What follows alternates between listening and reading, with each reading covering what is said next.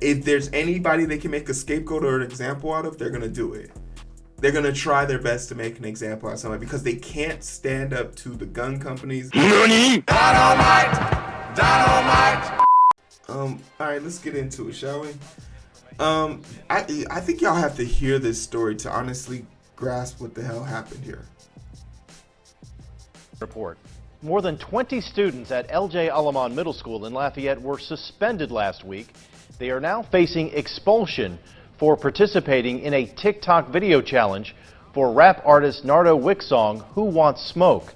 The video allegedly showed students mimicking the use of weapons. News 10's Rodrika Taylor spoke with two parents trying to push for the school to change its decision. Rodrika. Yeah, Mark, this has been an ongoing issue.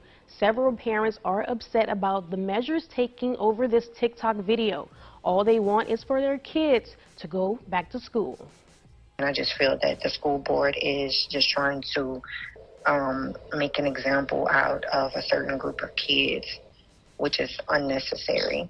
They should have received punishment, suspension, but expulsion is extreme. One parent says several students were expelled for making hand gestures of a handgun in a TikTok video. A message from LPSS urged parents to talk to their children about the consequences of their actions. Quote, parents are strongly encouraged to have important conversations with their children about appropriate school behavior so that they can remain in school. I think if it was targeted towards someone, then yeah, it would be a threat.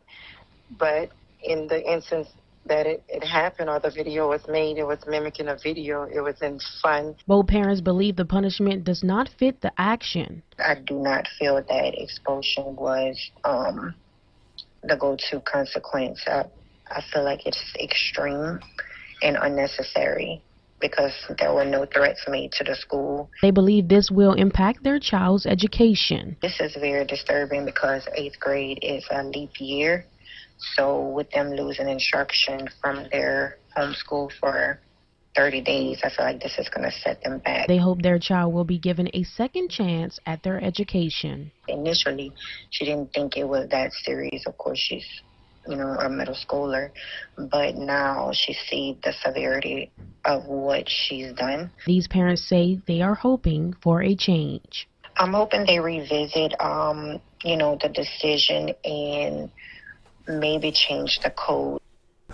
The challenge is, I saw the challenge and I saw the clip. The thing that's crazy about this is that this is an over response. This is an over response to threats of violence using weapons. This is the challenge is just basically them grabbing their phone and holding it like this and using it as a gun, and they'll point to the camera like, who wants smoke? Whatever. That's all it is. Oops, I think I messed up my camera doing something.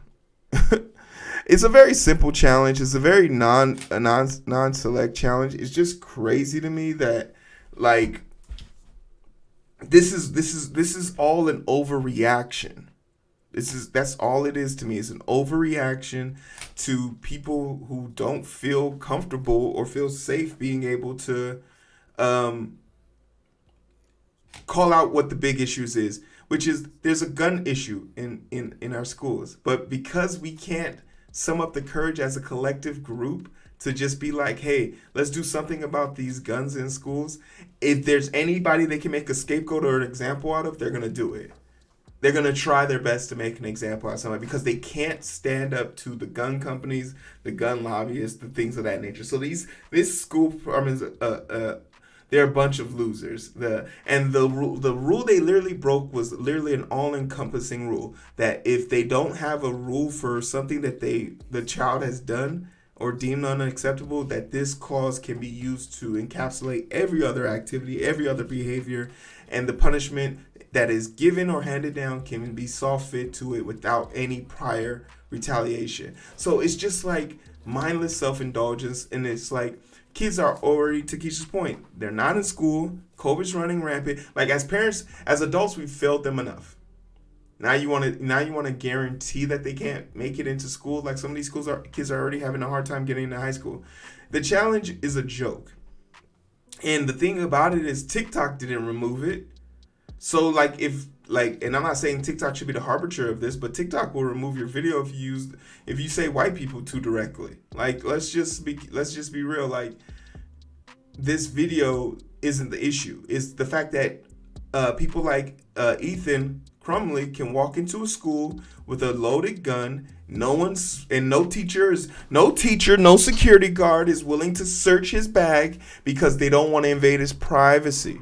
But when kids do something on their own personal time and are making no threats as told in the video, and now they're being forced to believe that a stupid internet trend is actually as serious as bringing a gun to school. Go fuck yourself. This story is upsetting at best. Slow it down and we can catch the five. But it's so hard to find through the daily grind. Been working overtime. And I'm sleep deprived. Shorty on my line and we fuss and fight. Seems like every night. Don't care who's wrong or right. I hope the end is sight. Slow it